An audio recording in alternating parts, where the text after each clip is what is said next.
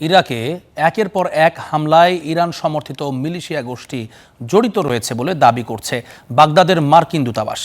তাদের দাবি, বিদেশি নাগরিকদের লক্ষ্য করে বিভিন্ন আবাসিক হোটেলে হামলা চালাচ্ছে এই মিলিশিয়ারা।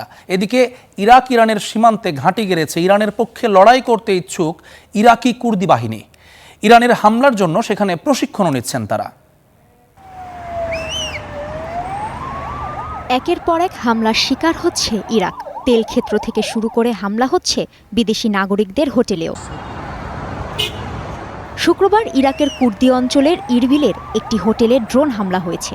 সেখানে এমন কিছু হোটেলে হামলা হয়েছে যেখানে সাধারণত বিদেশিরা থাকেন। বাগদাদে মার্কিন দূতাবাস বলছে এই হামলাগুলো চালিয়েছে ইরান সমর্থিত ইরাকি মিলিশিয়ারা। এমন এক সময় এই হামলা যখন ইরাকের ইরানি কুর্দিরা এই যুদ্ধে জড়িয়ে পড়েছে। বৃহস্পতিবার রয়টার্সকে দেয়া এক সাক্ষাৎকারে মার্কিন প্রেসিডেন্ট ডোনাল্ড ট্রাম্প বলেন, ইরাক ভিত্তিক ইরানি কুর্দি বাহিনী ইরানের নিরাপত্তা বাহিনীর উপর আক্রমণ চালালে দারুণ ব্যাপার হবে। এরই মধ্যে ইরাক সীমান্তে ঘাঁটি গেড়ে বসেছে কুর্দি যোদ্ধারা। তারা যুদ্ধের প্রশিক্ষণ নিচ্ছে। তবে এমন খবরে আতঙ্কিত সাধারণ কুর্দি জনগণ। তারা আর কোনো যুদ্ধ চায় না। আমরা একের পর এক হামলায় আতঙ্কিত। রকেটগুলো লক্ষ্যবস্তুতে আঘাত হানছে, তবে লক্ষ্যভেদ করতে ব্যর্থ হলে তা আমাদের আঘাত করে। আমরাই বেশি ক্ষতিগ্রস্ত হচ্ছি।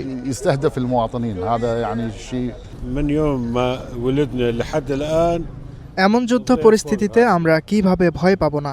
আমরা ভয় পাচ্ছি কারণ এই যুদ্ধ বন্ধে আমাদের কোনো ক্ষমতাই নেই। সম্প্রতি উত্তর ইরাকের ইরবিলে ইরানি কুর্দি মিলিশিয়াদের উপস্থিতি দেখা গেছে। তবে ইরানের তাসনিম নিউজ এজেন্সি বলছে, ইরাক থেকে সশস্ত্র কুর্দি যোদ্ধারা ইরানে প্রবেশ করেছে এমন খবরের সত্যতা পাওয়া যায়নি। ইরাকের কুর্দিদের সঙ্গে ট্রাম্পের আলোচনার খবরও পাওয়া গেছে। ইরানে হামলা চালানোর জন্য মার্কিন বিভিন্ন সহায়তা দেবার কথাও বলা হচ্ছে। তবে এই অভিযানের বিষয়ে চূড়ান্ত সিদ্ধান্ত এখনও নেওয়া হয়নি বলে জানিয়েছে সংশ্লিষ্ট সূত্ররা। এটি কখন ঘটতে পারে সেটিও নির্ধারিত হয়নি। দীর্ঘদিন ধরে কুর্দিরা নিজেদের স্বাধীন দেশ গড়া ও স্বাধীনতার জন্য লড়াই করে আসছে। কাজী শাহরিন, স্টার নিউজ।